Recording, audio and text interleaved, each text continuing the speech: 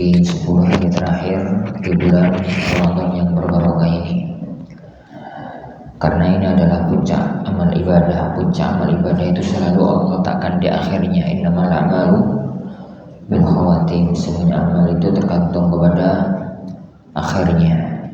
Dan Rasulullah SAW itu jadi cerita gitu, fi al-ashr al-awakhir Ramadan, beliau itu berjuang, berijtihad, bersungguh-sungguh di 10 hari akhir Ramadan yang tidak beliau lakukan pada hari-hari yang lainnya. Maka semoga jadi sebagaimana kita diberikan oleh Allah taufik, kita bisa istiqomah sampai di tanggal 21 Ramadan ini. Maka kita mohon kepada Allah Subhanahu wa taala kekuatan untuk Allah memberikan kita tambahan kekuatan untuk semakin istiqomah sampai kita keluar dari bulan Ramadan yang berbarokah ini dan mendapatkan manfaat dan faedahnya setelah Ramadan nanti insyaallah.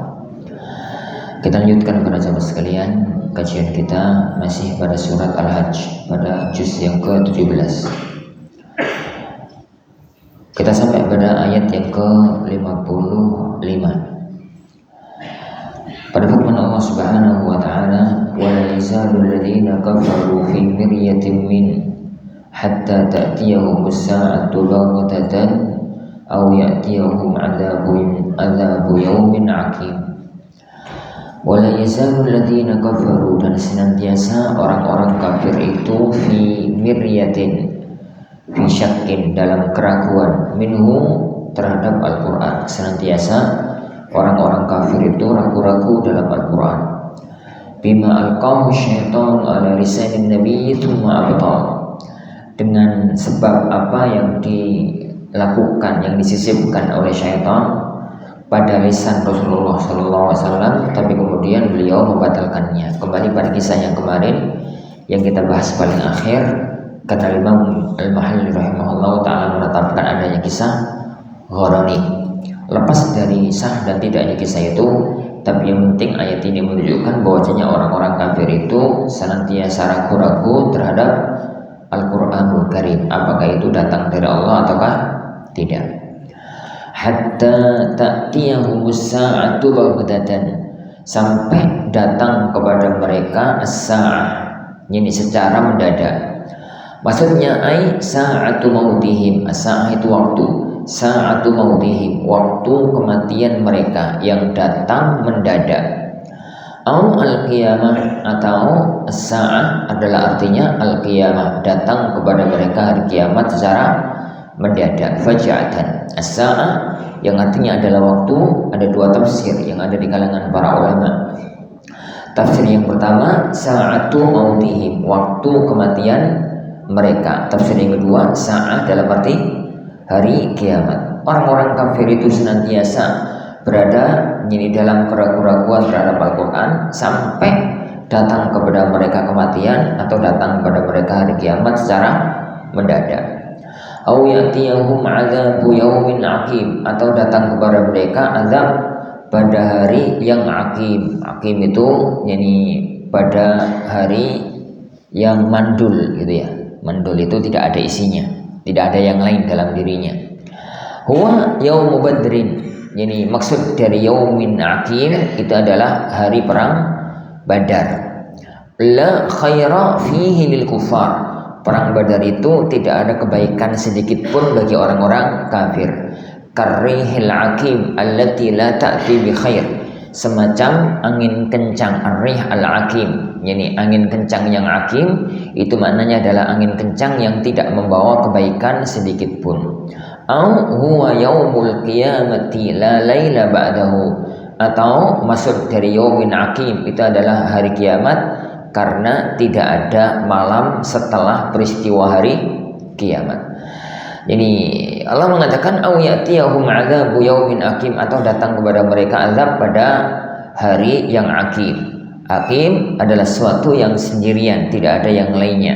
Ada dua kemungkinan makna. Itu adalah peristiwa hari Badar, peristiwa perang Badar yang orang kafir tidak ada kebaikan sedikit pun, mereka kalah telak dalam peristiwa perang Badar. Atau itu adalah hari kiamat, yang mana setelah hari kiamat tidak ada lagi malam, semua hari itu sama, tidak ada siang, tidak ada malam, yang ada hanyalah cahaya.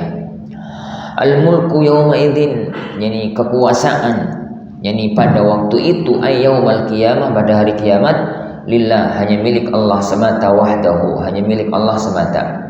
Wa ma tadammanahu minal istiqrar nasibun lidzarf, dan yang terkandung dari istiqrar itu menasabkan al-dzarf. Dzarf itu yauma idzin.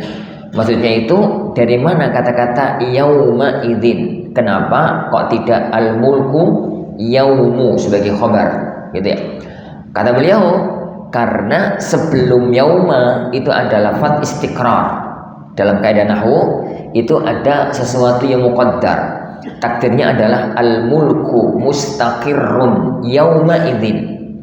Al-mulku mustaqirrun yauma idzin. Itu makna ucapan beliau, wa ma tadammanahu minal istiqrar. Mustaqirrun itu yang menasabkan yauma. Jadi yang menasabkan yauma, nasibul lidzarf. Dzarf itu yauma. Intinya, yani kekuasaan saat itu hanya tetap milik Allah semata. Yang karena kekuasaan itu hanya milik Allah semata, yahkumu bainahum, Allah itu menghakimi antara mereka bil mujazati, dengan melakukan balasan, bainal mu'minina wal kafirin, yani antara orang-orang mukmin dan orang-orang kafir, bima bayyana ba'dahu, dengan apa yang Allah jelaskan setelah ayat ini. Walladzina amanu, maka orang-orang yang beriman, Allah menjelaskan setelahnya. Balasannya adalah walladzina amanu, maka orang-orang yang beriman, wa 'amilus salihati, dan mereka beramal saleh, fi jannatin na'im, di surga yang penuh dengan kenikmatan, fadlan minallah, karena anugerah dari Allah Subhanahu wa taala. Ucapannya Al-Imam Al-Mahalli bahwasanya orang masuk surga itu adalah fadlan minallah, anugerah dari Allah Subhanahu wa taala. Karena masuk surga itu bukan balasan. Masuk surga itu adalah anugerah dari Allah Subhanahu wa taala. Kenapa? Karena beliau sallallahu alaihi wasallam bersabda, "Ma dakhala ahadunil jannah bi'amali." Tidak ada seorang pun masuk surga dengan amal perbuatannya, tapi yani semua orang masuk surga dengan rahmat dari Allah Subhanahu wa taala. Katakanlah Rasulullah sallallahu alaihi wasallam ditanya, "Wala anta ya Rasulullah?" Ya, nah bagaimana dengan jenengan ya Rasulullah? Juga enggak toh? Beliau mengatakan, "La, enggak, saya pun tidak bisa masuk surga dengan amal perbuatan." Kenapa ya, Wan? Karena kalau kita bandingkan antara nikmat yang telah kita dapatkan di dunia sekarang dengan dari Allah ya, dengan amalan kita, maka amal kita masih kurang. Nikmat mata, nikmat jantung, nikmat telinga, nikmat ini lisan, jadi nikmat ini apa, paru-paru, nikmat ini masih bahas nikmat tubuh, belum nikmat udara, nikmat matahari, nikmat harta benda, nikmat kesenangan ini, kesenangan itu. Semua nikmat itu kalau dibandingkan dengan sholat kita, puasa kita, itu masih kurang untuk beli nikmat Allah Subhanahu wa ta'ala. Makanya kalau Allah itu bersikap adil, jadi kebaikan 10, balasannya 10, orang masuk akhirat sudah tidak memiliki pahala. Kenapa? Sudah Allah berikan di dunia dengan wujud nikmat dunia. Maka tatkala orang masuk surga sudah tanpa pahala, tinggal masuk nerakanya. Makanya orang masuk surga itu murni fadlan minallah, murni anugerah dari Allah Subhanahu wa taala. Sekelas Rasulullah SAW, tatkala beliau ditanya oleh Ibunda Aisyah, "Wala anta ya Rasulullah?" Enggak juga jenengan ya Rasulullah? Beliau mengatakan, "La." Yani saya pun tidak, illa an yataghammadani Allah bi rahmati. Yani aku masuk surga itu kalau dianugerahi rahmat oleh Allah Subhanahu wa taala. Ini di titik yang pertama. Lalu bagaimana dengan berbagai macam dalil yang di situ Allah Subhanahu wa taala mengkaitkan masuk surga dengan amal perbuatan? Ada dua jawaban yang muncul di kalangan para ulama. Jawaban yang pertama, amal soleh, iman dan amal soleh itu sebab rahmat. Rahmat itu sebab masuk surga. Jadi rentetannya, apabila orang itu beriman dan beramal soleh, maka itu yang menjadi sebab Allah merahmati dia. Lah jika rahmat Allah sudah datang, itu yang menjadi sebab dia masuk ke dalam surga. Itu jawaban yang pertama. Jawaban yang kedua yang ada di kalangan para ulama adalah bahwa masuk ke dalam surga itu murni rahmat dari Allah Subhanahu wa taala. Tapi posisi dan derajat orang di dalam surga tergantung pada amal perbuatannya. Jadi masuknya murni karena rahmat, adapun tatkala sudah masuk dia di surga level apa, tingkat apa, itu ditentukan oleh iman dan amal solehnya. Nah, fadlan min Allah, karena anugerah dari Allah Subhanahu wa taala. Sebagaimana kita ulang-ulang dalam kajian-kajian yang kemarin bahwa perbuatan Allah itu berkisar bainal fadli wal adl, antara kemuliaan, kemurahan dengan keadilan. Walladzina kafaru, adapun orang-orang kafir, wa kadzdzabu, dan mereka mendustakan bi ayatina, terhadap ayat-ayat kami, faulaika lahum adzabun muhin, maka mereka mendapatkan azab yang pedih. Maksudnya adalah syadid, azab yang pedih, azab yang menghinakan. Maksudnya adalah azabun syadid, azab yang pedih, bisababi kufrihim, karena sebab kekufuran mereka.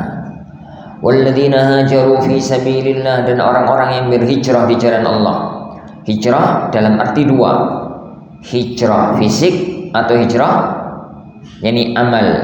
Karena hijrah itu ada tiga makna, dan yang dimaksudkan dalam ayat ini adalah hijrah pada dua maknanya. Hijrah fisik, meninggalkan tempat yang di situ dia tidak bisa melaksanakan amal kebaikan, tidak bisa melaksanakan iman dan amal kebaikan, menuju ke tempat lain yang di tempat itu dia bisa melakukan amal kebaikan. Hijrah ini yang pernah dilakukan oleh Rasulullah SAW dari kota Mekah menuju Madinah, dan ini berlaku sampai hari kiamat. Dalam kondisi tatkala dia berada di satu tempat, yang di tempat itu mau beriman nggak bisa, mau beramal soleh nggak bisa sholat, nggak bisa ini, nggak bisa itu, karena pengawasan ketat dari orang-orang yang kafir kepada kaum muslimin di tempat itu. Maka disyariatkan dia untuk pindah ke tempat yang lain yang bisa dia untuk beribadah kepada Allah dengan baik. Itu makna yang pertama dari hijrah. Makna yang kedua dari hijrah adalah hijratul amal, hijrah amal. Orang meninggalkan amal kemaksiatan menuju kepada amal kebaikan. Kata beliau sallallahu, al-muhajiru man hajara manahallahu anhu. Orang hijrah yang sejati adalah orang yang meninggalkan apa yang dilarang oleh Allah. Istilah yang hijrah yang kedua ini yang kondang di tengah-tengah kita sekarang. Hijrah dalam arti taubat dari amal kemaksiatan menuju amal ketaatan. Walladzina hajaru fi sabilillah, dan orang-orang yang berhijrah di jalan Allah, ta'atahu, untuk taat kepada Allah, min Makkah ilal Madinah, dari Makkah ke kota Madinah. Summa qutilu, kemudian mereka terbunuh, au matu, atau mereka mati, la yarzuqannahumullahu rizqan hasana, maka niscaya pasti Allah akan memberikan kepada mereka rizki yang baik. Apa itu? Wa huwa rizqul jannah, rizki masuk ke dalam surga. Wa innallaha lahu khairur raziqin, karena Allah Subhanahu wa taala adalah memberikan sebaik-baik pemberi rizki. Afdal al-mu'tin, Allah sebaik-baik yang memberi. Kenapa rizki ya kawan? Itu nggak selamanya berupa uang. Rizki yang paling utama adalah keimanan dan ketaatan kita. Rizki yang paling utama adalah keimanan dan ketaatan kita. Rizki yang kedua, yang lainnya adalah keamanan negara, kesehatan, dan macam-macam. Adapun makanan, uang, itu masih di level-level bawah. Makanya beliau sallallahu alaihi wasallam tidak menyebut makanan, harta, kecuali di akhir. Beliau sallallahu alaihi wasallam itu mengatakan, man asbaha aminan fi sirbi mu'afa fi badani indahu qutu yaumi faka'annama hizat lahu dunya bihadafiriha. Barang siapa yang di pagi hari aminan fi sirbi, dia itu merasa aman, negaranya aman, kampungnya aman, dia sendiri juga merasa aman. Mu'afa fi badani, sehat, seger walafiat, sehat walafiat gitu. Baru yang ketiga beliau menyebutkan sallallahu alaihi wasallam, indahu qutu yaumi, hari itu dia bisa makan. Hari itu dia bisa makan. Maka kata beliau sallallahu alaihi wasallam, faka'annama hizat lahu dunya bihadzafiriha, maka seakan-akan dunia seisinya telah diserahkan kepada dirinya. Nah, la yudkhilannahum mudkhalan, dan niscaya Allah akan memasukkan mereka, orang-orang yang hijrah di jalan Allah dan mereka terbunuh di jalan Allah Subhanahu wa taala, pasti Allah akan memasukkan mereka mudkhalan bi dhammil mim wa fathiha, yani dengan mendhammah mim dan memfathah mim, mudkhalan atau madkhalan. Kalau mudkhalan, yani mudkhalan, yani dan madkhalan, gitu ya. Dibaca mudkhalan itu sebagai isim maf'ul. Yani dibaca madkhalan sebagai masdar mim. Masdar mimi. Yani artinya mirip, ai idkhalan atau mawdhi'an. Idkhalan atau mawdhi'an. Artinya niscaya Allah akan memasukkan mereka ke sebuah tempat yardaunahu, yang mereka senangi, wa huwal jannah, yaitu surga. Wa innallaha la'alimun biniyatihim, sungguhnya Allah maha mengetahui niat mereka, halimun an iqabihim, maha lembut, maha pengasih dari mengidhab, dari mengadab atau menghukum mereka. Al-amru dzalika alladzi qasasnahu alaik, urusan yang telah kami kisahkan kepadamu itu wahai Muhammad, wa man 'aqaba, dan orang yang Allah balas, jaza minal mu'minin, orang yang Allah balas dari kalangan orang-orang yang beriman, bimithli ma uqiba bihi, dengan semacam yang dihukum dengannya, zulman minal musyrikin, dengan kezaliman dari kalangan orang-orang musyrik, ai qatalahum kama qatalu, yani qatalahum, Allah memerangi mereka sebagaimana mereka telah melawan Allah fi syahril muharram, di bulan haram. Bulan haram maksudnya adalah bulan, yani Dzulqa'dah, Dzulhijjah, Muharram sama bulan Rajab. Kenapa ya Wan? Karena ini salah satu di antara syariat jahiliyah yang diaminkan oleh Islam. Salah satu di antara syariat zaman jahiliyah yang dibenarkan, yang disetujui oleh Islam. Jadi sering Anda katakan ya Wan, kalau kita bicara tentang syariat dan budaya, jadi budaya itu tidak mesti diselisihi. Terkadang budaya itu harus dilestarikan kalau budaya itu tidak bertentangan dengan syariat. Dalam syariat agama kita itu banyak budaya orang-orang Mekah sebelum Islam yang dilestarikan dalam tanda kutip oleh syariat. Salah satu yang paling kondang adalah budaya tentang al-ashhur al-hurum, bulan-bulan haram. Kenapa? Bulan-bulan haram itu mereka orang-orang Arab itu sepakat, antara semua kabilah mereka sepakat di bulan-bulan itu tidak boleh ada yang saling mengganggu, tidak boleh ada yang saling mengganggu antara mereka, antara satu orang dengan orang yang lain, antara satu kabilah dengan kabilah yang lain. Kenapa? Karena itu bulan-bulan orang-orang sedang berangkat menuju tanah suci. Jadi mereka sebelum datangnya Islam memiliki dua adat. Adat yang pertama, di bulan Dzulhijjah itu mereka punya adat ibadah haji. Dari semua orang yang mampu menjangkau Mekah dengan unta di zaman itu, Yaman, Mesir, Syam, Irak, di zaman itu negeri-negeri yang mampu menjangkau kota Mekah, negeri Yaman, negeri Mesir, negeri Syam, negeri Irak, dan negeri-negeri timur, negeri-negeri Najd dan yang sekitarnya. Itu mereka butuh waktu sekitar 3 bulan. Yaman, Syam, Irak, perjalanan menuju ke Mekah 1 bulan, pulangnya 1 bulan, manasiknya 1 bulan. Akhirnya diambil 1 bulan sebelum Dzulhijjah, 1 bulan setelah Dzulhijjah, Dzulqa'dah, Dzulhijjah, Muharram. Adat yang kedua adalah adat orang-orang yang di area Mekah dan sekitarnya, Yathrib, Mekah, Jeddah, Taif. Orang-orang sekitar itu mereka datang ke kota Mekah untuk ziarah, untuk melakukan ibadah, yakni tawaf mengelilingi Baitullahil Haram. Karena cuma orang-orang dekat dari Thaif, dari Jeddah, dari Mekah, dari Yathrib, Madinah maksud saya, itu maka cuma butuh waktu 1 bulan, dan itu bulan Rajab. Oleh karena itu mereka menyepakati di bulan-bulan ini tidak boleh saling mengganggu, dan itu sudah kesepakatan lama sebelum lahirnya Rasulullah SAW. Begitu Islam datang, Allah Subhanahu wa taala melestarikan syariat tersebut, melestarikan budaya tersebut. Rabbuna tabaraka wa taala berfirman, "Inna iddatash syuhuri indallahi 12 syahran fi kitabillah yauma khalaqas samawati wal ard minha arba'atun hurum." Di antaranya adalah 4.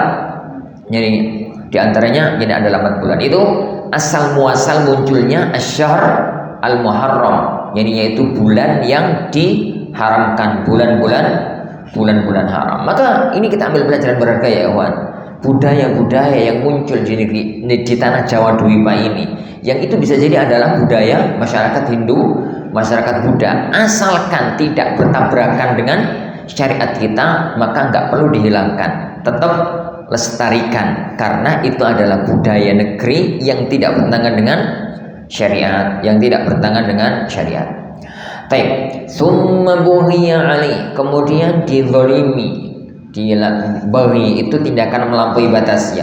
Dizalimi alaihi padanya. Minhum dari kalangan mereka orang-orang kafir. Ay dzulima bi ikhrajihi min manzilihi. Dizalimi dengan diusir dari kampungnya. La yansurannahu Allah, niscaya Allah akan menolongnya. Innallaha la'afuwun 'anil mu'minin. Sungguhnya Allah itu Maha memaaf terhadap orang-orang yang beriman, Ghafur, Maha pengampun lahum kepada mereka. An qitalihim fi syahril haram. Yani an qitalihim fi asyri al haram. Yani tatkala mereka berperang di bulan haram. Dzalikan nasru, kemenangan itu, bi annallaha yulijul laila bin nahari wa yulijun nahara fil lail. Allah itu memasukkan waktu malam kepada waktu siang, wa yulijun nahara fil lail, memasukkan siang pada waktu malam. Ayyudkhilu kullam minhuma fil akhar, Allah memasukkan masing-masing dari keduanya pada waktu yang lain. Bi an yazida bihi, dengan di mana Allah menambahnya. Wa dzalika min athari qudratihi, itu semua karena efek pengaruh dari kekuasaan Allah Ta'ala. Allati biha nasr, yang mana kekuasaan Allah itu bisa memenangkan. Wa annallaha sami'un du'a'al mu'minin, sesungguhnya Allah itu maha mendengar doanya orang-orang yang beriman. Basirun bihim, Allah itu maha melihat perbuatan mereka. Haitsu ja'ala fihim al-iman, di mana Allah menjadikan mereka punya iman. Fa'ajaba du'a'ahum, lalu Allah mengabulkan doa mereka. Kaitannya ayat ini dengan ayat yang sebelumnya yang dikait-kaitkan oleh Imam Al-Mahalli. Apa kaitannya antara Allah memenangkan dengan yulijul laila bin nahar wa yulijun nahar fil lail? Yang beliau inginkan adalah Allah itu maha kuasa. Tatkala Allah berkehendak datang waktu malam, datang waktu malam. Tatkala Allah berkehendak datang waktu siang, datang waktu siang. Tidak ada satupun yang bisa memprotes. Tatkala Allah kepingin nambah waktu malam, nambah waktu malam. Tatkala Allah kepingin nambah waktu siang, nambah waktu siang. Ini bisa digambarkan bukan di negeri Katulistiwa. Ini bisa digambarkan di negeri turun ayat ini. Ini ayat ini turun di kota Mekah. Di kota Mekah itu negeri yang agak jauh dari Katulistiwa. Negeri yang jauh dari Katulistiwa itu antara musim panas sama musim dingin, malam siangnya berbeda. Kalau musim panas itu malamnya lebih panjang daripada siangnya. Salah. Kalau musim panas siangnya lebih panjang dibandingkan malamnya. Kalau musim dingin malamnya lebih panjang dibandingkan dengan siangnya. Adapun kalau di negeri kita, di tanah, jadi di negeri ini, di negeri Katulistiwa, itu hampir tiap tahun nggak bergeser. Ya geser-geser 1-2 menit. Jadi nggak terlalu banyak. Tapi kalau di Jaziratul Arab, di negeri Saudi, itu kalau musim panas itu puasa bisa sampai 15-16 jam. Jadi 15-16 jam. Tapi kalau musim dingin, jadi malam bisa sampai jadi 10-12 jam malam. Jadi malamnya seputar itu. Nah, makanya beliau sallallahu alaihi wasallam itu mengatakan Yani asyita'u ghanimatun baridah. Datangnya musim dingin itu waktu mendapatkan pahala besar yang penak, yang dingin, yang nggak panas, yang nggak susah. Gitu. Kenapa ya? Siangnya dibuat puasa, hawanya dingin, terus waktunya pendek. Jadi kalau datang musim dingin itu enak untuk ibadah. Siangnya dibuat puasa, itu hawanya dingin, waktunya pendek. Antara subuh sampai maghrib itu mungkin cuma 8 jam, 9 jam, pendek waktunya. Lah, kalau malamnya panjang, malamnya itu panjang sekali. Kalau ada orang pada isya kemudian aktivitas sebentar tuh tidur, itu sekitar jam 3 itu wis hilang ngantuknya, hilang lemesnya, hilang capeknya, wis hilang semua. Dia sholat misalkan jam 3 dia bangun, subuh misalkan jam 6 ya, dia sholat malam, dia apa gitu, itu masih lengkap, sholatnya panjang, masih ada waktu, masih bisa baca Quran, masih bisa zikir, masih bisa doa. Dan itu adalah waktu-waktu agung untuk beribadah kepada Allah Subhanahu wa ta'ala. Dzalikan nasru aidan, kemenangan ini juga bi annallaha huwal haqqu, bahwasanya Allah adalah zat yang maha benar, as-sabit, yang maha benar dia. Wa annama yad'una bil ya'i wal ba, dan sesungguhnya apa yang mereka yani sembah bil ya wal ta, bil ya ayad'u, ta ay annama tad'u. Yani bilya itu pakai dhamir hum mereka, kalau bitta pakai dhamir antum kalian. Ya'budun maksudnya adalah sesungguhnya apa yang mereka ibadahi min dunihi dari selain Allah. Wa huwal asnam, yaitu para berhala itu, huwal batil, itu adalah sesembahan yang batil, az-zail, yang akan hilang. Wa annallaha huwal aliyyu, dan sesungguhnya Allah Subhanahu wa ta'ala itu maha tinggi, ay al-ali ala kulli syai'in bi qudratihi, zat yang maha tinggi atas segala sesuatu dengan kekuasaannya, al-kabir, yang maha besar, alladzi yasgharu kullu syai'in siwa, yang mana segala sesuatu selain Allah itu kecil. Mana al-kabir itu jelas, maknanya adalah makna Allah itu Tuhan yang maha besar, artinya segala sesuatu selain Allah itu kecil. Makanya salah satu di antara hikmah atau salah satu di antara maqasid kenapa yang dipilih oleh Rasulullah tatkala sholat itu Allahu Akbar, kalimat pembukanya itu kenapa kok Allahu Akbar, agar orang tatkala sholat itu jangan mikir lain kecuali Allah, semuanya kecil. Jadi sebesar-besarnya apapun urusan dunia, kalau orang sudah mengatakan Allahu Akbar, jangan sampai kepikiran. Kenapa? Semuanya kecil. Urusan pekerjaan kecil, urusan rumah tangga kecil, urusan utang kecil, urusan apapun kecil. Yang besar hanya satu, yaitu Allahu Akbar. Agar orang itu bisa khusyuk, bisa khusyuk. Karena makna dari Allahu Akbar kabir, maknanya adalah alladzi yasgharu kullu syai'in siwa, yang mana segala sesuatu selain Allah itu adalah kecil. Adapun Allah mensifati dirinya dengan al-ali, zat yang maha tinggi. Al-Imam Al-Mahalli rahimahullah ta'ala, beliau mensifati maha tingginya Allah di satu titik, dan itu wajar untuk Al-Imam Al-Mahalli karena beliau termasuk di antara orang-orang yang beliau itu yang agak terpengaruh dengan akidah Asy'ariyah, yang dengan akidah Asy'ariyah, dan itu bukan celaan bagi Mahal. Kenapa? Beliau itu orang Mesir. Beliau itu orang Mesir, negeri yang rata-rata memang negeri Asy'ari. Yani beliau mendapati guru-guru nih, mbah-mbah guru nih, paman-paman guru nih, masyarakat sekitari, roto-roto semacam itu. Lalu kemudian ada seorang alim terpengaruh, itu wajar sekali. Kenapa ya kawan? Melihat orang itu jangan dilihat pada titik orangnya toh. Melihat orang itu lihatlah titik orang dan titik zaman siapa, zaman apa dia itu tinggal, dan di waktu apa dia itu hidup. Itu sangat mempengaruhi. itu jadi sangat mempengaruhi. Makanya nggak heran tuh aku kalau ngomong ini, nggak heran kalau Al-Imam Al-Albani rahimahullah taala itu banyak memuji Syekh Muhammad Rashid Ridha, padahal siapapun tahu jadi beliau memiliki beberapa catatan dalam tafsir Al-Manar, tapi beliau tahu di zamannya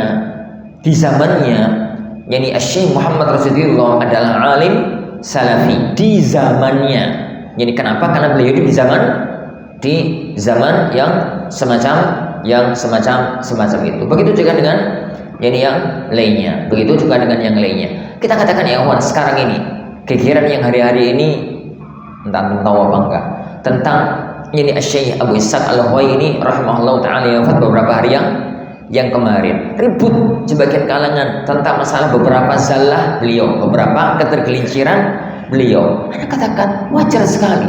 Jadi beliau tergelincir karena beliau hidup di negeri Mesir, di tengah gejolak politik Mesir. Ini di tengah gejolak politik Mesir. Lalu kemudian beliau ada satu dua permasalahan itu wajar, tapi usul beliau, pokok landasan beliau adalah pokok landasan Ahlus Sunnah. Seandainya ya kawan, kita mengeluarkan orang dari Ahlus Sunnah hanya karena satu kesalahan, dua kesalahan, tidak ada seorang pun yang tersisa kecuali Anda dan istri Anda. Jadi, kecuali kamu, Anda, jadi, dan istrimu, mungkin gurumu satu. Gayai. Karena akan kita keluarkan sekelas Ibnu Hajar Asqalani, sekelas Nawawi, sekelas Hakim, Daruqutni, dan hampir semuanya. Karena tidak ada seorang pun yang tidak memiliki ketergelinciran. Tidak ada seorang pun yang tidak kita memiliki ketergelinciran. Intinya kembali ke sini.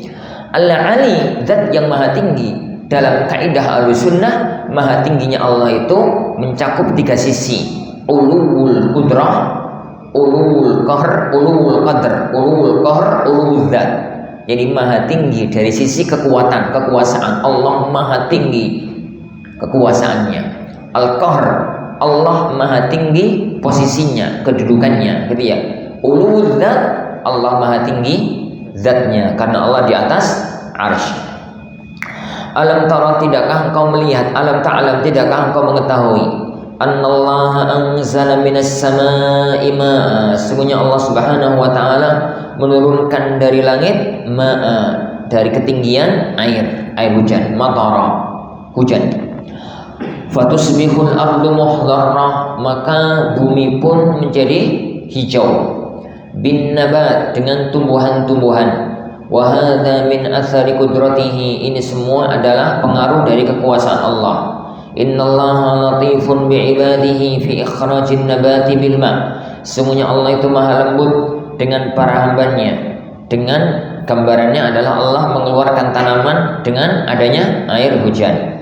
Khabir, Allah itu maha mengetahui bima fi qulubihim, dengan apa yang ada dalam hati mereka. Inda ta'khiril matar, yani tatkala tertundanya hujan.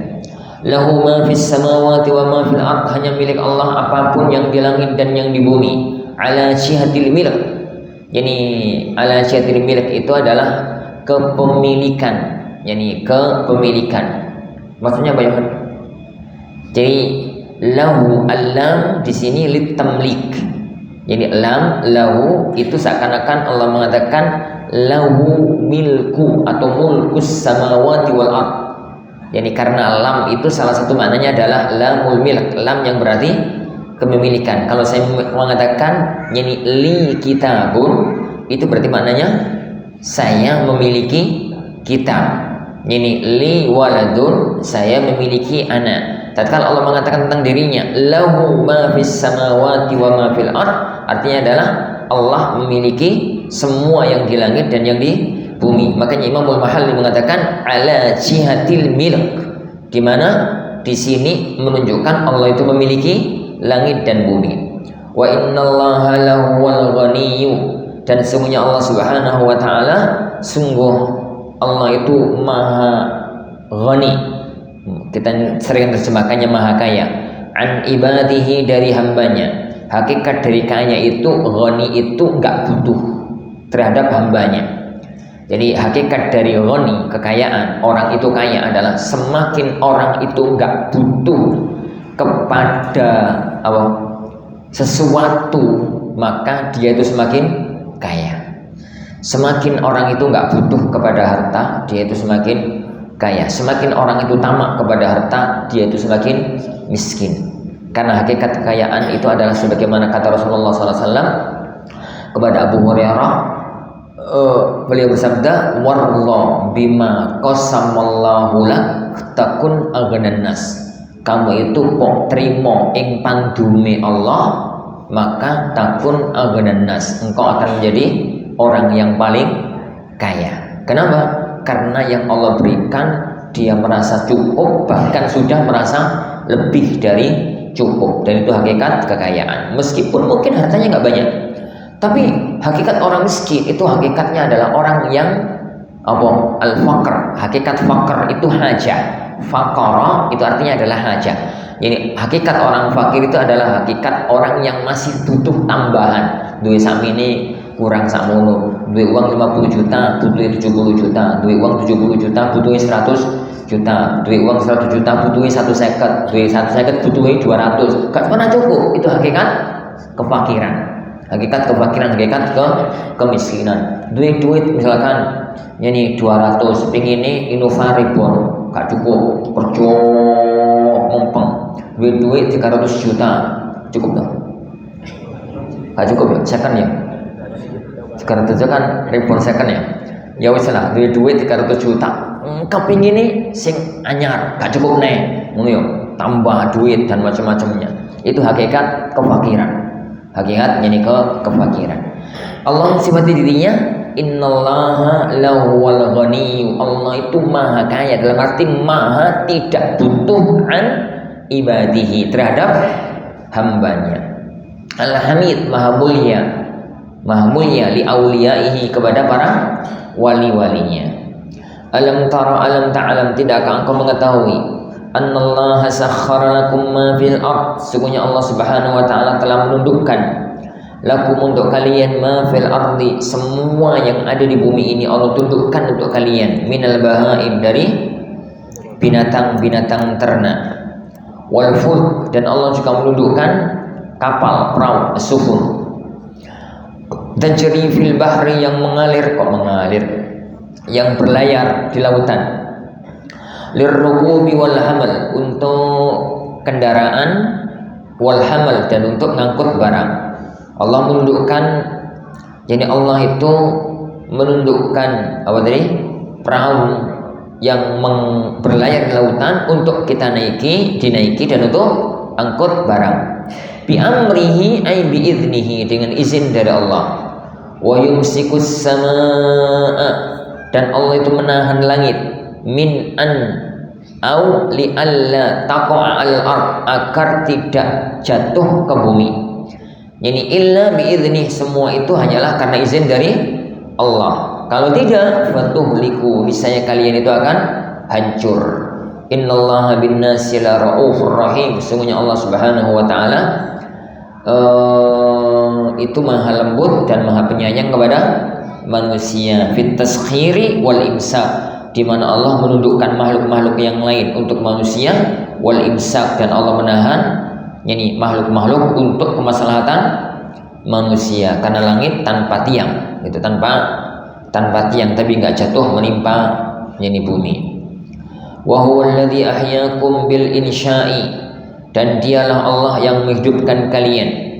Yani bil insya itu maksudnya dengan menciptakan pertama kali. Allah yang menciptakan pertama kali bagi kalian, lalu menghidupkan kalian. Tsumma yumitukum, kemudian Allah yang mematikan kalian. Indantihai ajalikum, tatkala habisnya ajal kalian. Tsumma yuhyikum, kemudian Allah hidupkan kalian kembali. Indal ba'ats, tatkala hari kebangkitan.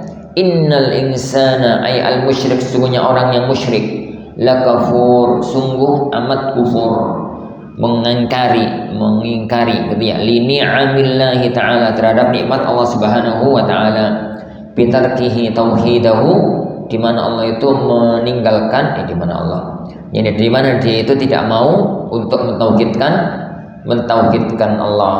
padahal Allah yang menciptakan dia, yang mematikan dia, yang membangkitkan dia kembali setelah kematian nanti.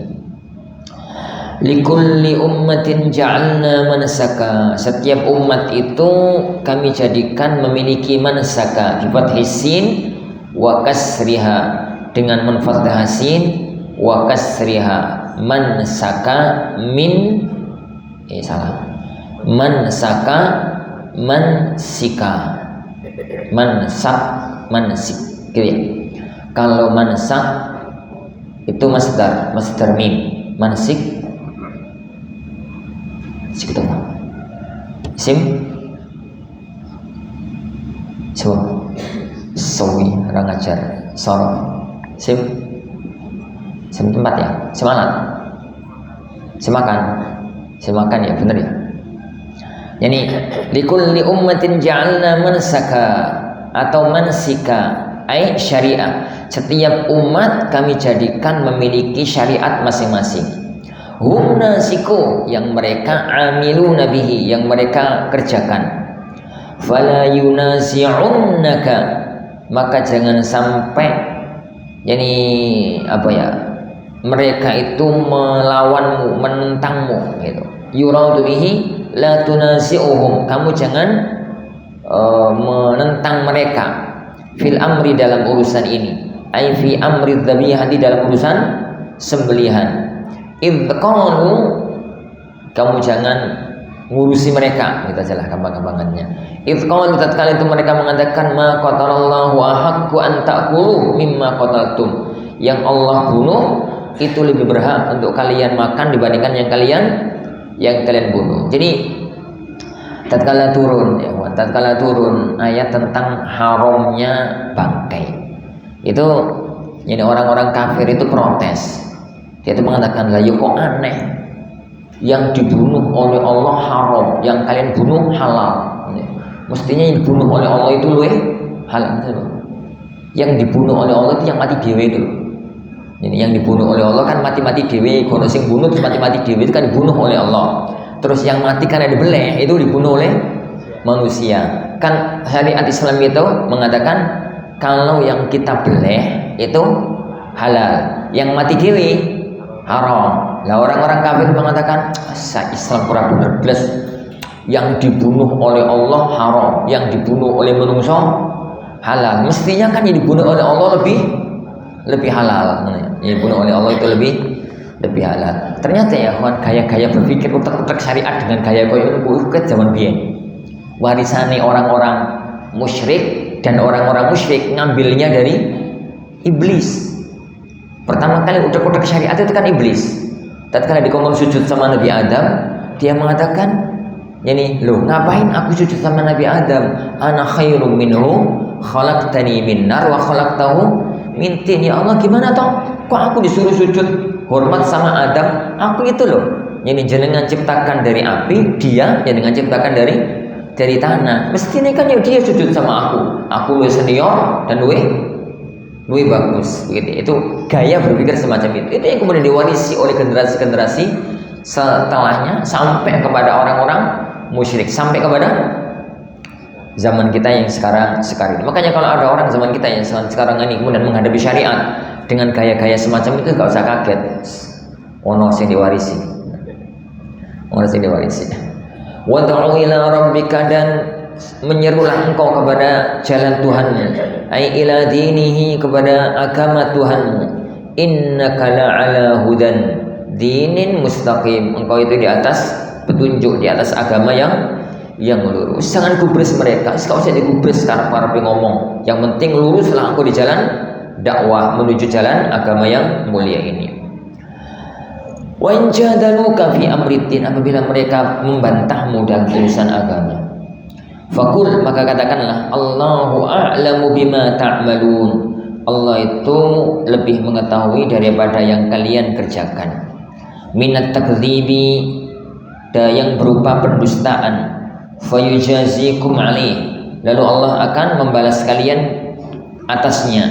Wa hadza qabla al-amri bil qital, ini sebelum perintah untuk berperang. Ayat ini ya kawan, adalah ayat yang untuk perintah berperang, sebelum perintah berperang. Menghadapi ayat-ayat semacam ini, tatkala ada orang itu mengolok-olok Islam, tatkala ada orang itu menghina Islam, tatkala ada orang itu mencela syariat Islam, maka kata Allah Subhanahu wa taala kepada nabinya, wis kata jawaban Allahu a'lamu bima ta'malun, Allah lebih tahu kok apa yang kalian kerjakan. Ayat-ayat semacam ini selalu dibawa oleh para ulama dalam dua hal, dengan dua tafsir. Tafsir yang pertama, ayat ini ayat yang sudah dihapus. Kenapa? Ayat ini turun sebelum adanya ayat perang, ayat jihad, sehingga tidak berlaku lagi. Tapi makna yang kedua, dan itu lebih bagus bagi anak, ayat-ayat semacam ini diletakkan sesuai dengan kondisi lapangan yang ada. Diletakkan sesuai dengan kondisi lapangan yang ada. Ada waktu-waktu orang itu harus bersabar menghadapi cercaan, cacian orang-orang kafir. Ada waktu-waktu kalau Islam dicela maka dilawan. Jadi maka dilawan, tergantung kepada kondisi yang ada. Kalau ada orang misalkan tinggal di negeri Eropa yang negerinya itu negeri kafir, kemudian ada pemerintah, ada orang-orang yang mencela Islam, mencela Al-Quran, mau lawan gimana caranya? Maka dalam kondisi itu ayat-ayat sabar ini berlaku. Tapi kalau itu di negeri-negeri muslim yang kuat keislamannya, kokoh keislamannya, ada satu dua orang yang melakukan itu, bisa langsung dihukum dengan hukuman yang ada dalam agama kita. Nah, Allah yahkumu bainahum, Allah yang akan menghakimi antara mereka, ayyuhal mu'minun, antara kalian, ayyuhal mu'minun wal kafirun, wahai orang-orang mukmin dan orang-orang kafir. Yaumul qiyamati, nanti pada hari kiamat, fima kuntum fihi takhtalifun, dalam apa yang kalian perselisihkan. Bi an yaqula kullun minal fariqaini khilafa qaulil akhar, di mana masing-masing dari dua kelompok ini mengatakan yang berbeda dengan kelompok yang lainnya. Alam ta'lam, tidakkah engkau tahu wahai Muhammad, al-istifham fihi litakrir, pertanyaan ini untuk menetapkan. Pertanyaan untuk menetapkan itu bukan pertanyaan untuk minta jawaban. Pertanyaan itu kan model-model ya. Aslinya pertanyaan itu untuk minta jawaban. Yani kamu besok mau kemana? Gitu. Itu mau Surabaya, itu minta jawaban. Perang Badar terjadi kapan? Tahun kedua Hijriah, itu minta jawaban. Ada pertanyaan itu untuk mengingkari, istifham ingkari. Pertanyaan untuk mengingkari. Masa orang kayak sampean masih belum sholat gitu. Yani apakah layak orang kayak sampean masih belum sholat? Layak masuk cuma tempelin kan? Jadi itu namanya pertanyaan untuk mengingkari. Ada pertanyaan itu untuk takrir. Takrir itu untuk menetapkan. Untuk menetapkan. Kita tahu kemarin dia itu misalkan pergi ke Surabaya misalkan. Kita tahu kemarin dia itu pergi Surabaya ke mana lah, misalkan sebuah tempat, dan di tempat itu ada kejadian ini, kejadian itu. Besoknya kita tanya, lah bukannya kemarin sampean ke Surabaya, dalam bentuk pertanyaan. Itu bukan untuk tanya, tapi untuk menetapkan. Loh, kamu kan kemarin ke Surabaya, mestinya ngerti lah, itu ngerti. Al-istifham fihi litakrir, pertanyaan ini untuk takrir, untuk menetapkan. Alam ta'lam, tidakkah engkau tahu annallaha ya'lamu ma fis samaa'i wal ard, sungguhnya Allah itu mengetahui apapun yang di langit dan apapun yang di bumi. Inna dzalika, sungguhnya yang demikian itu, ay ma dzukir, yang disebutkan tadi, fi kitab wal lauhul mahfuz, ada dalam lauhul mahfuz. Inna dzalika, sungguhnya yang demikian itu, ilmu ma dzukir, yang mengetahui yang disebutkan tadi, 'alallahi yasir, itu mudah bagi Allah, sahal, mudah bagi Allah. Allah mengetahui apapun yang di langit, yang di bumi, bahkan Allah mengetahui yang ada dalam lauhul mahfuz. Wa ya'budu, dan orang-orang musyrik itu menyembah, al-musyrikun, min dunillah, dari selain Allah, ma lam yunazzil, bihi sultana, ma lam yunazzil, yang dimana Allah itu tidak pernah menurunkan bihi, pada berhala-berhala itu, sultanan, hujjatan, hujjah. wa ma laysa lahum bihi ilm, dan yakni sesuatu yang mereka tidak memiliki ilmunya, annaha alihatun, bahwasanya itu adalah Tuhan. Jadi mereka sendiri nggak ngerti kalau itu adalah Tuhan. Wa ma lidzalimin, dan tidaklah orang-orang yang zalim itu bil isyrak, dengan mana berbuat kemusyrikan, min nasir, tidak ada yang menolong, yamna'anuhum adzaballah, yang menahan mereka mendapatkan azab dari Allah. Mereka tidak ada yang menolong dari azab Allah Subhanahu wa taala. Wa idza tutla 'alaihim ayatuna, dan apabila dibacakan kepada mereka ayat-ayat kami, minal Qur'an, yang berupa Al-Qur'an, bayyinatin, yang gamblang, zahirat, yang jelas sebagai hal, maka ta'rifu fi wujuhil ladzina kafaru al-munkar, engkau melihat di wajahnya orang-orang kafir itu ada pengingkaran. Kalau engkau bacakan kepada mereka ayat-ayat kami dengan gamblang, dengan jelas, engkau melihat mereka di wajah-wajah mereka itu ada pengingkaran. Ay al-inkar laha, pengingkaran kepadanya. Ay atharuhu minal karahati wal abus, pengingkaran itu berwujud, berefek seakan-akan wajahnya itu menunjukkan sikap benci dan abus. Abus itu merengut, muram, ya, merengut, muram. Yakaduna yasquna billadzina yatluna 'alaihim ayatina, hampir mereka itu yasqun itu menyerang. Yani billadzina yatluna 'alaihim, dengan orang-orang yang mereka membacakan, orang-orang mukmin yang membacakan kepada orang-orang kafir itu ayatina, ayat-ayat kita, minal Qur'an, dari Al-Qur'an. Ay maknanya yaqauna fihim bil batsh, orang-orang kafir itu maunya memukul, menghajar gitu ya, memukul kepada orang-orang yang beriman. Kul, katakanlah, afa unabbiukum bisyarrin min dzalikum, maukah kalian aku tunjukkan sesuatu yang lebih jelek dibandingkan perbuatan kalian? Ai bi aqra ilaikum minal Qur'an, maukah aku tunjukkan kepada kalian sesuatu yang lebih kalian benci dibandingkan Al-Qur'an, al-matlu alaikum, yang dibacakan terhadap kalian. Huwa an-nar, dia itu adalah api neraka. Wa'adahallahu alladhina kafaru, yang Allah ancamkan, yang Allah janjikan kepada orang-orang yang kafir, bi anna masirahum ilaih, di mana akhir dari kehidupan mereka itu akan menuju ke neraka. Wa bi'sal masir, dan itu jelek-jelek tempat kembali dia adalah neraka.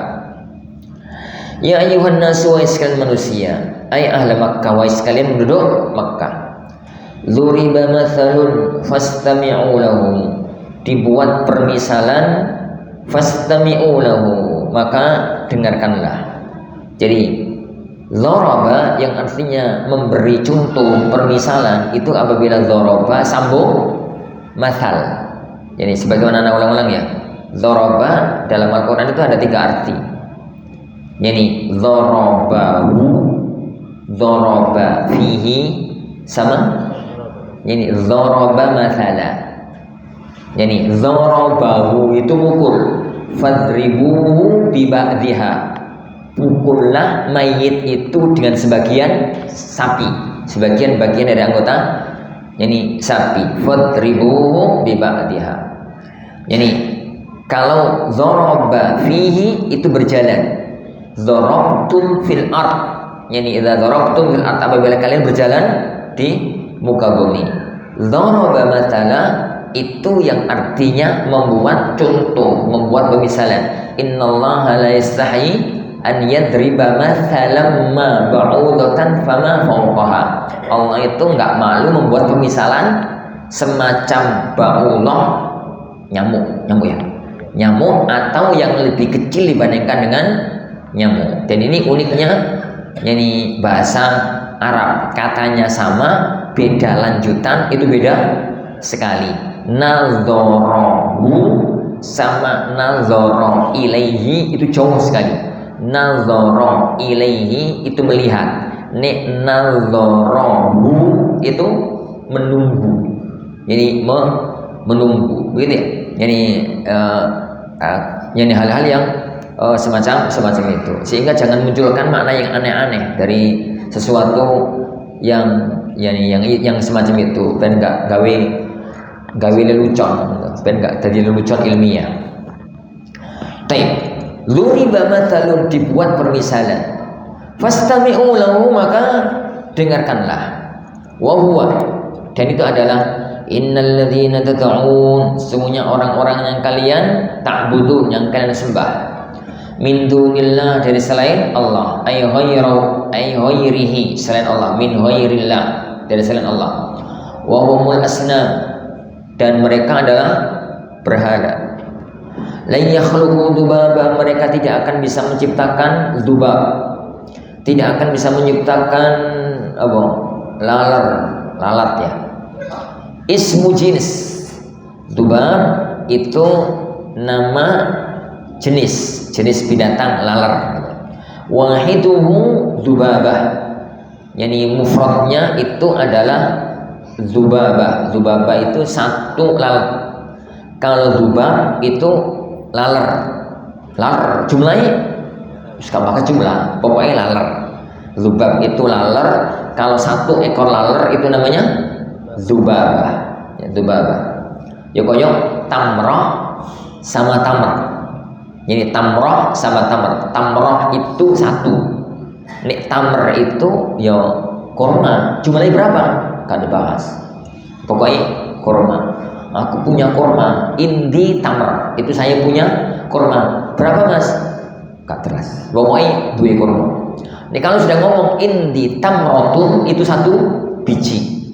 Ini satu ton. Makanya beliau sallallahu alaihi wasallam itu, yani tatkala mengatakan tentang sedekah yang seringan mungkin, walau bisyikki tamrotin, meskipun sedekah hanya separuh satu biji kurma. Biji buah itu satu buah kurma, ini satu buah kurma. Ya kamu al-mudzakkar wal muannats. Jadi karena itu isim jenis, gitu ya, ismu jenis, maka bisa mudzakkar bisa muannats. Walau ijtama'u, meskipun semua orang kafir itu bersatu padu li khalqihi, untuk menciptakan apa? Laler. Ini untuk menciptakan laler, mereka nggak akan mampu. Allah Subhanahu wa taala kalau membuat tantangan itu nggak pernah membuat tantangan yang gede-gede, membuat tantangan yang kelihatannya kecil tapi sebenarnya lebih rumit. Ini pernah ada katakan kayaknya dalam beberapa majelis kita. Jadi tatkala Allah berfirman, innallaha la yastahi ay yadriba mathalan ma ba'udatan fama fawqaha. Allah itu nggak malu membuat permisalan lalat, nyamuk atau yang lebih kecil daripada nyamuk. Kalau ada orang bertanya, Ustaz kok aneh ya, Allah itu kok ngomongnya itu permisalan nyamuk? Ya boyong ya, permisalan itu yang gede gitu. Allah itu nggak malu membuat permisalan semacam gajah, semacam jerapah ya. Lebih susah mana nyiptakan nyamuk sama nyiptakan gajah? Ini kalau mau niru menungso itu loh, kalau mau niru lebih susah mana? Niru buat gajah sama niru buat nyamuk. Lebih susah buat nyamuk ya. Buat gajah itu gampang, gede-gede. Ini semen lepo-lepo tadi gajah bisa. Akeh to patung gajah. Tapi ora pernah ono patung nyamuk. Nyamuk cok wili enggak bisa ngono, ora iso. Gawe teko watu diukir dadi bentuk nyamuk sekecil nyamuk guys. Tapi ngukir batu segede gajah itu bisa. Ini lebih susah ya, barang cilik itu lebih susah. Sikile, alat kelaminnya itu susah. Nyamuk kan dua alat kelamin, yang ada laki-laki ada perempuan. Begitu juga di sini ayat ini Allah Subhanahu Wa Taala menyebutnya itu lalat, dzubab. Ya kenapa susah ya buat dzubab itu? Ini buat dzubab itu susah, lebih susah dibandingkan bikin ayam. Walau ijtama'u lah, meskipun mereka bersatu padu. Wa in yaslubuhum dzubabu syai'a, dan apabila laler itu ngambil dari mereka sesuatu, jadi ono laler ngambil sesuatu, mimma alaihim, dari apa yang mereka miliki, minat tibi waz za'faran al-mulaqtakhaini bihi, jadi ngambil wewangian. Kok ngambil wewangian? Serawalah. Sebutkan aja. Wazzafaran dan za'faran. Za'faran itu apa ya? Jenis wangian yang diambil dari pohon za'faran. Orang di antara itu. Jadi taib itu wangiannya laki-laki, za'faran itu wangiannya perempuan. Jadi tib itu wewangian yang baunya nyengat, yang baunya itu nyengat tapi nggak ngefek di badan, nggak ngefek di pakaian. Za'faran itu jadi yang ngefek di pakaian, jadi ada bercak-bercaknya kuning gitu. Za'faran kan warnanya kuning. Terus baunya itu kalau nggak mepet-mepet banget, nggak tercium, itu za'faran. Jadi kalau ada laler kemudian mencok ke za'faran, kemudian miber lagi, kan ada yang berkurang toh, berkurang meskipun sedikit. Itu orang-orang kafir, orang-orang musyrik nggak bisa menyelamatkan barangnya dari laler tersebut. La yastanqidhuhu ay la yastariddunahu, la yastaridduhu, mereka tidak bisa mengembalikannya, minhu darinya, li'ajzihim, karena mereka sangat lemah. Fa kayfa ya'buduna syuraka'a lillahi ta'ala, lalu bagaimana mereka menyembahnya sebagai sekutu bagi Allah. Hadza amrun mustaghrab, ini perkara yang aneh. Abbara anhu bi dharbi mathal, jadi Allah mengungkapkan ini dengan membuat permisalan. Dha'ufat talibu al-'abid wal matlub, sungguh lemah yang menyembah, wal matlub, dan yang al-ma'bud, yang disembah. Yang disembah lemah karena hanya laler, yang nyembah juga lemah karena nggak bisa berbuat apa-apa. Ma qadarullaha ay ma'azzamuhu, mereka orang-orang kafir tidak mau mengagungkan Allah haqqa qadrihi, dengan sebenar-benarnya pengagungan, haqqa 'azamatihi, dengan sebenar-benarnya pengagungan.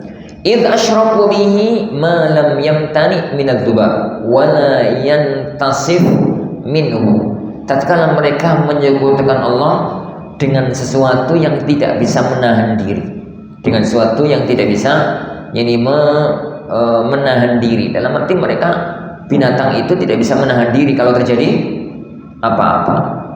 Innallaha laqawiyyun aziz, padahal Allah itu maha kuat, maha perkasa, ghalib, ini yaitu maha kuat dan maha perkasa. Semua ini akhwan disampaikan oleh Allah Subhanahu wa taala kepada orang-orang kafir, orang-orang musyrik, untuk menyatakan kepada kita bahwasanya Tuhan-Tuhan yang kalian sembah itu gak layak untuk disembah. Yang layak untuk disembah hanyalah Allah Subhanahu wa taala, zat yang maha kuat, zat yang maha perkasa.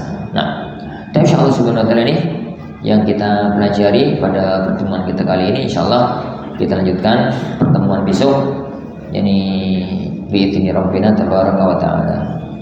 Insyaallah kita akhiri.